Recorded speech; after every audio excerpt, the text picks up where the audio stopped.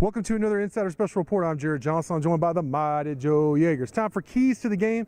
Texas Tech 5-6 overall. Or is it 3-5 in the Big 12 now? Versus Baylor, same record. Texas Tech mired in a 4-game losing streak. A lot of let's just say negativity swirling the program right now, which usually accompanies a 4-game losing streak. But Red Raiders can become bowl eligible with a win against Baylor at Jerry World. Mighty Joe, what do you see as the key to the Red Raiders pulling it off? Well, to me, it's pretty clear that it's all like from the neck up on this team, psychologically. Where are they at? If you look at the situation with all the losing and all the speculation around the head coach and the coaching staff. Groundhog Day. Yeah. Sure, exactly. And, they can't tune that out. The players can't. And, I mean, they're too connected. They're all wired. They're young. They hear all this stuff. Yeah. So, I mean, all that stuff is at bare minimum a distraction. And you have to wonder if all these losses are kind of a psychological beating, that you wonder how much they care, at this point. Maybe they do have the intestinal fortitude, the character, whatever you want to talk about, that they're going to be competitors and they're going to come out and give it everything they've got regardless.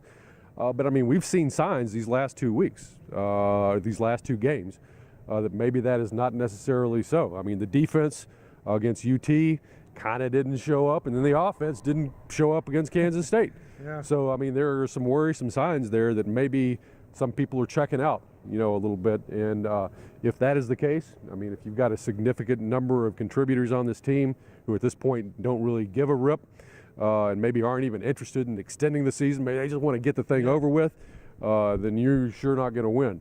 But they've got the ability that if they go out there and if they give maximum effort, they can certainly win the game too. So that's what it all comes down to me.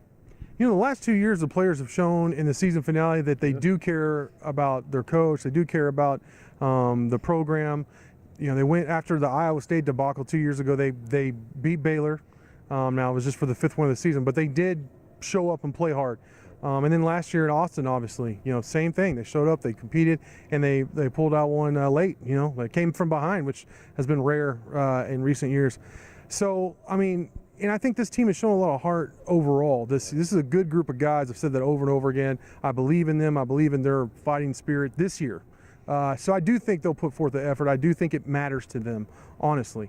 I think I want to see if they can get the running game going again. What happened? It's gone from very, very good to like really you put away Houston with your running game. Obviously, you put away Oklahoma State in the second half with your running game. Now it's just it's not even inept. It's just non-existent. I mean, what was it, 32 yards or something like that last week? I mean, obviously Iowa State was abysmal. You haven't really gotten I guess Oklahoma, DeLeon Ward had a good all-around game, but you haven't really had opportunity to just put teams away with your running game, and you haven't stuck with it in the second half. And then you're not getting any movement up front. So somehow they got to figure it out and get the running game going against Baylor, especially if the quarterback situation is going to be as